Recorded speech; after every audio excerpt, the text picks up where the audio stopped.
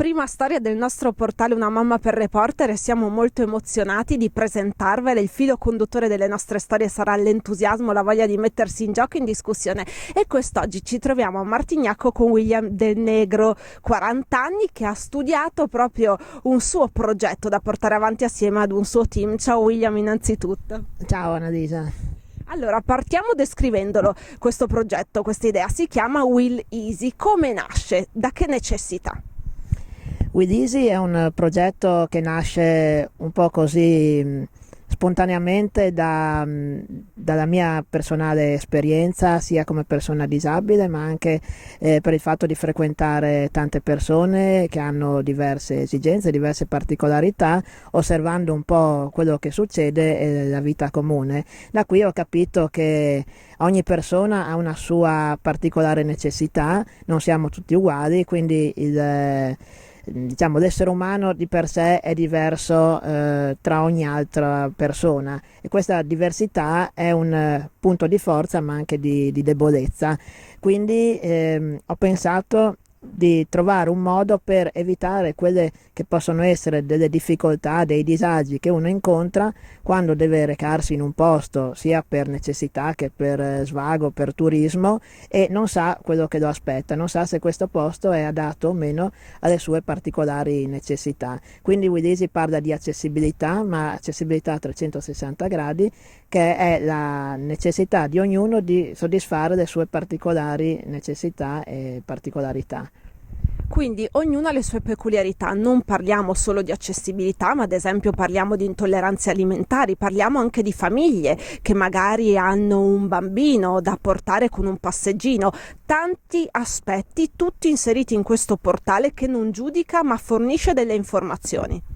Esattamente, noi non vogliamo creare un bollino per certificare se un posto è adatto o meno, è accessibile o meno. Questo ci sono già altri che lo fanno, ci sono delle normative che devono essere rispettate.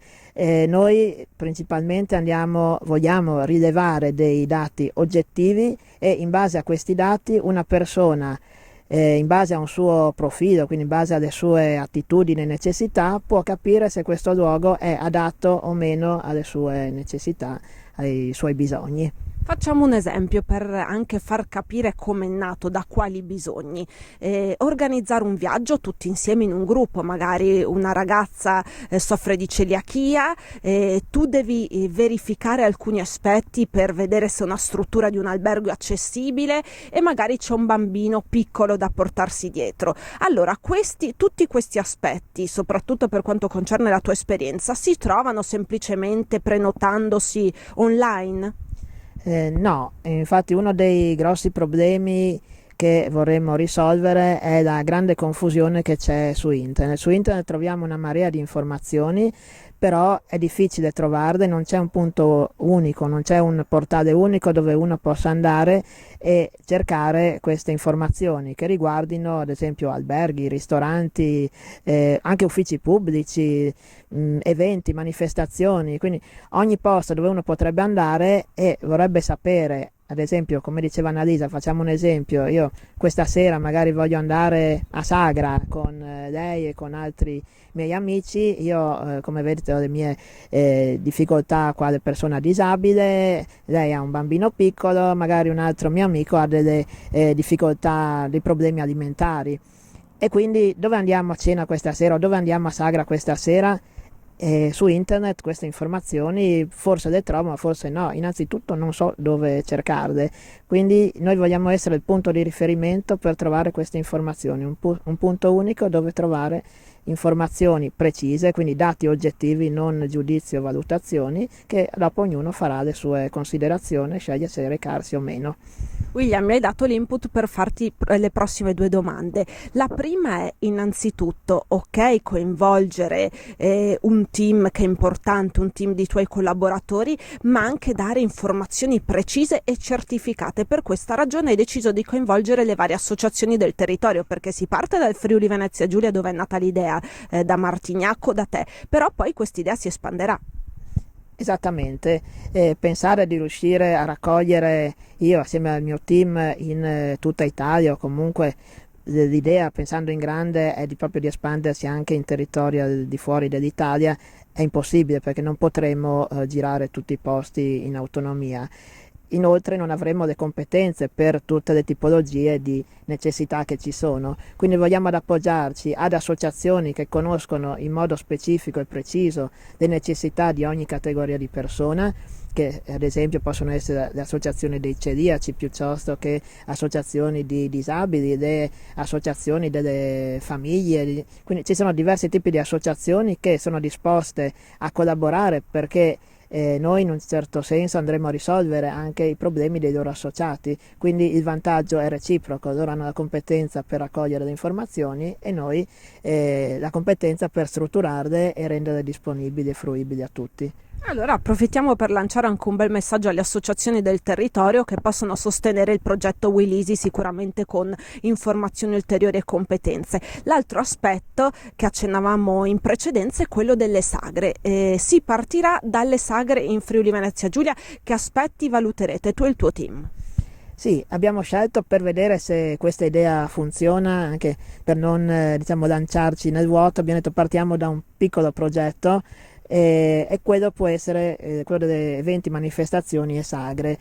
Stiamo prendendo degli accordi, dei contatti con l'Unione Proloco del Friuli Venezia Giulia, che proprio questa mattina abbiamo contattato e sembrano entusiasti della cosa, per chiedere a tutti coloro, a tutti gli organizzatori di sagre e manifestazioni di fornirci alcune informazioni. Le informazioni saranno quelle per valutare l'accessibilità, la compatibilità principalmente di 4 categorie di persone: i disabili, che quindi hanno necessità di sapere se ci sono dei parcheggi nelle vicinanze della manifestazione, il tipo di terreno, quindi ghiaia, asfalto, cemento o prato, la presenza di bagni per disabili, quelli chimici o in muratura, e l'altezza dei banconi delle casse o dei banconi della cucina, ad esempio. Le famiglie con bambini, per sapere se ci sono dei servizi di babysitting o animazione per bambini. Le persone con necessità, intolleranze alimentari oppure scelte alimentari quali vegani o vegetariani, che vorrebbero sapere in anticipo il menù, la lista degli allergeni e capire se possono recarsi a cena o a pranzo in queste sagre. Quindi le informazioni che richiediamo non sono tantissime, però sono utili per una grande varietà di persone. E diciamo che in questo percorso, in questo progetto che attualmente si trova in una fase di pre-incubazione, hai avuto in passato, partecipando a dei bandi anche significativi, importanti, i consigli da parte di persone che magari operano nel settore. Certamente, diciamo, questa idea la sto elaborando da circa 2 anni. Ho colto l'occasione appunto 2 anni fa di partecipare a un bando organizzato da Friuli Innovazione in collaborazione con la regione ma anche con altri stati europei, dove venivano valutate idee innovative. In questo bando mi sono classificato in buona posizione e questo mi ha permesso di avere anche dei contatti importanti con business angel, investitori, consulenti, che mi hanno dato importanti informazioni, importanti consigli per migliorare la mia idea, che a questo punto, in questi 2 anni, secondo me è diventata matura ed è pronta per partire. Quindi un grazie va anche al Friuli Innovazione, dove attualmente siamo in un'area di pre-incubazione che ci aiuterà a far partire questo progetto. E un grazie anche ai tuoi collaboratori, ti sei circondato di ragazzi che comunque hanno delle attitudini e delle capacità per portare avanti poi il progetto. Esattamente, una cosa difficile è sempre la scelta del team, perché lavorare con le persone giuste è la cosa essenziale, una delle cose più importanti. Ci deve essere affiatamento, ma ci devono essere anche competenze. Quindi ho ricercato persone, anche grazie appunto a questi bandi, dove delle persone si mettevano in gioco, sia chi aveva delle idee sia chi portava delle competenze, e qui ho conosciuto appunto i miei collaboratori con diverse competenze, dalla programmazione all'ambito tecnico, all'amministrativo, ai rapporti con le associazioni, al marketing e comunicazione. Quindi siamo una squadra ben affiatata e anche con le competenze giuste in tutti i settori per poter partire. E questo progetto, chissà, in un futuro potrebbe essere molto utile anche per i big del settore. Parliamo di Booking, parliamo di TripAdvisor, parliamo di Google. Sì, la nostra idea è appunto quella di raccogliere dei dati, come abbiamo detto prima, dei dati oggettivi, creare questo database che può essere messo a disposizione anche di altri soggetti. Diciamo che i grossi mh, competitor, che alla fine non sono dei veri e propri competitor perché il loro core business, la loro attività non è fare quello che facciamo noi, ma è creare delle comunità, creare dei servizi di prenotazione, di ricerca dei luoghi e così via. Non sono probabilmente strutturati in modo da raccogliere questi dati in modo oggettivo, ma si affidano a giudizi spontanei della gente che vuole fornirli, come è appunto sulle recensioni di TripAdvisor, di Booking e così via.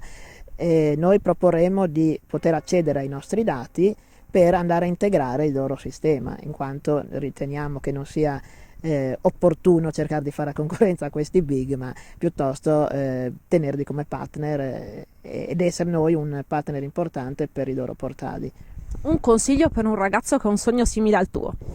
Allora, se ha un sogno simile al mio, gli direi di lasciare perdere perché siamo arrivati prima noi.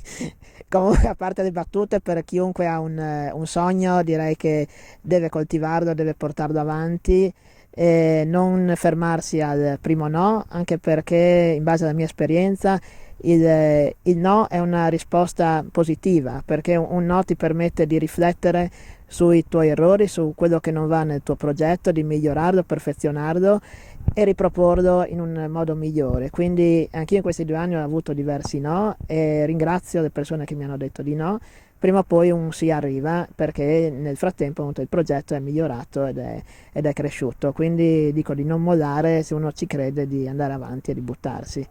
Cosa significa per te l'entusiasmo, che è un po' il filo conduttore di questo blog, di questa parte di storie che raccontiamo? Beh, l'entusiasmo è sicuramente il carburante per il motore che ci permette di andare avanti, quindi senza entusiasmo non si va da nessuna parte.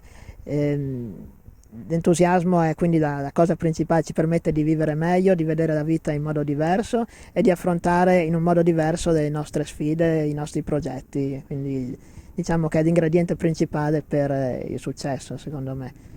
Grazie William, in bocca al lupo per il vostro progetto e entusiasmo contagioso, continuate a seguire le nostre storie perché vi parleremo di storie positive che anche valorizzano il nostro territorio. Alla prossima!